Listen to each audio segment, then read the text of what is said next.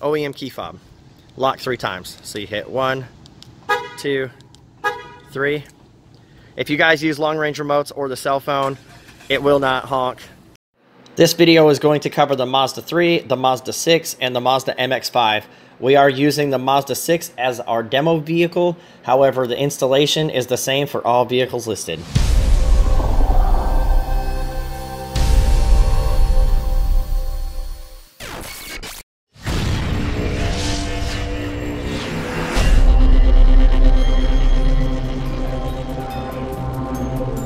If you have the electric seat, is slide it all the way back, and that's going to give you adequate room to do the install right here underneath the dash. Go ahead and rotate your steering wheel so it looks like this, where the bigger opening is over here on the left-hand side. You're basically just going to unhook the negative battery terminal right here. So it's a 10 millimeter. So just grab a socket, loosen it up, pop this baby loose like so. Take the foam out of our box and set it right here. That's basically just going to keep the terminal from touching the battery. You will have to reconnect this before programming the module, but we'll get back to that here in a minute.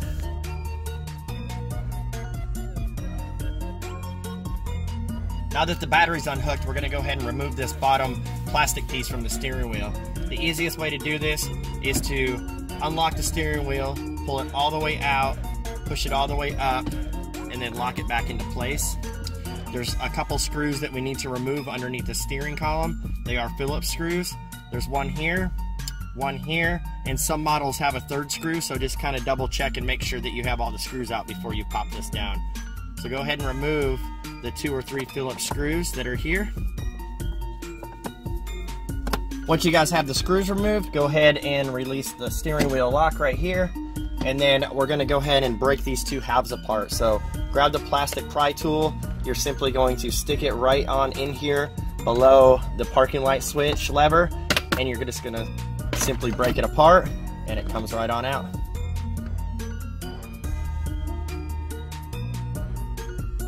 We're back underneath the steering column, which is where we're going to install our main harness. If you look closely, you'll see 2 white connectors. There's one here on the left, right behind the little hook, and then another one right here on the right. So go ahead and unplug these connectors. And then you're simply going to plug the mating end of our connector into it like this. And then plug the other end of our connector right back into the module.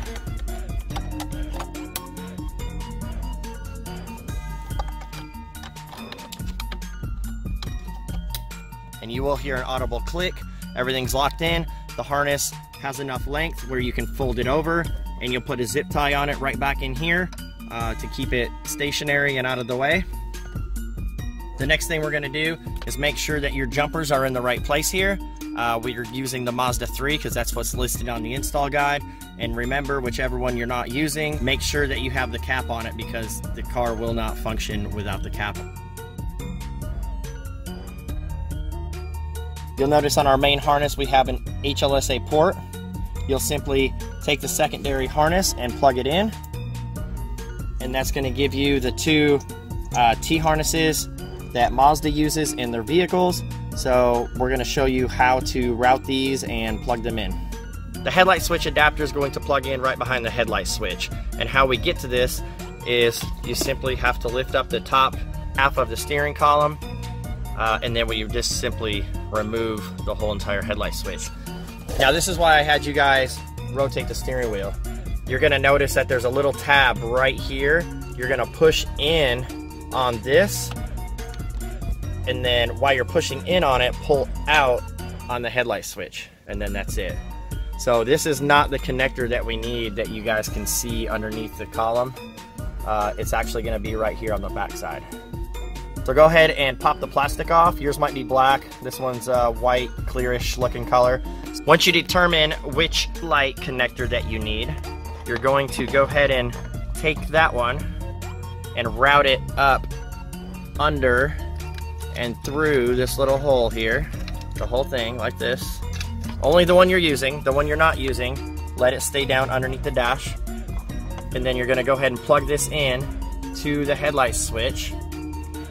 So this one's a 6-pin. You're just gonna pop this one out, plug this one back into the module, and then plug the OEM back into here. It just T-harnesses in. As you can see, we have the OEM connector and it is plugged into our harness, and then the other end of our harness is plugged right back into the headlight switch. Make sure the connector with the orange wire plugs into the headlight switch, and make sure on the other end of our harness that has the yellow and white wire, they match up with the 2 wires next to each other on your factory connector. Then use a provided zip tie to secure the 2 connectors together before reinstalling the switch in the vehicle. If you guys have the 8-pin left over that has the male terminals here, put some electrical tape around this, or simply just pop this off and zip tie it to the harness. That way the terminals won't short out on anything when you mount the harness and the module. The easiest way to reinsert the switch with the harness hooked up is make sure that the cable is all the way bottom left corner, and then you can put the switch in like so, and don't clip it in yet, but the slack you can simply pull back a little bit and then go ahead and push this in where it clicks like so. And then you can feed the wire on the bottom, and on the top above where that connector plugs in, there's enough room to put this connector, and then the steering column and everything pops right back on and you're good to go. The little clear or black plastic cap that you popped off, you could throw it in your glove box or whatever. It's not gonna go back on right now. After you guys have the headlight harness adapter installed, just route it along the factory wire up here and you can zip tie it. The one thing you need to take note of is that one screw screws in right here, so make sure that you have the wires zip tied off to the side and out of the way.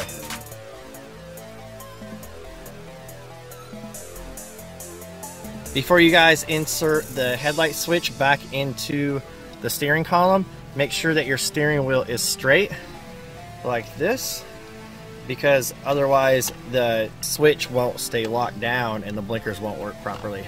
So make sure your steering wheel is aligned straight, insert the switch in, and then you'll be good to go.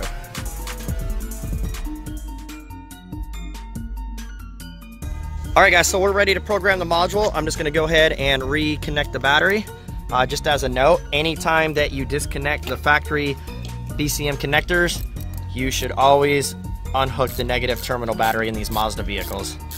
I'm going to refer you guys to the installation guide for the programming process. Sometimes firmware changes or gets updated, which alters the programming. So if I show you guys how to do it now, 6 months down the road, if things change, the video is no longer going to apply and people get frustrated. So the way the 2-stage programming process works is you guys will put the module in the car.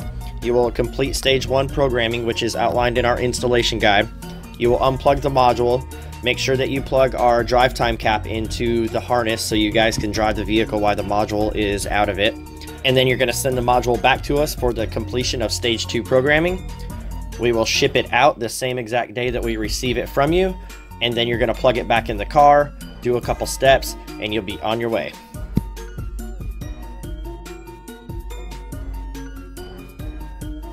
So we got the Mazda 6 all finished up. OEM key fob.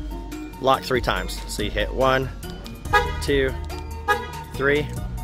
If you guys use long range remotes or the cell phone, it will not honk. Car's running on remote start. It's going to run for 15 minutes. At the end of 15 minutes, it's going to turn off. During the remote start time, you're going to have parking lights on front and rear, so that way you have a visual confirmation if you choose to hook up the headlight connector that you saw during the video. When you guys are ready to come out and leave, simply press the unlock on the remote. That starts a 45-second timer for you to get in and do secure takeover. If you exceed 45 seconds, the car will turn off when you try to get in and drive away. So once you get in the vehicle, as long as you have a key with you, all you need to do is press and release the brake pedal, and that's going to turn off the remote start and transition over to the key. So you will experience a 5-second delay in the climate controls as it makes that transition, and then it kicks back on right where it left off. And now all you need to do is pull the car out of park, and away we go.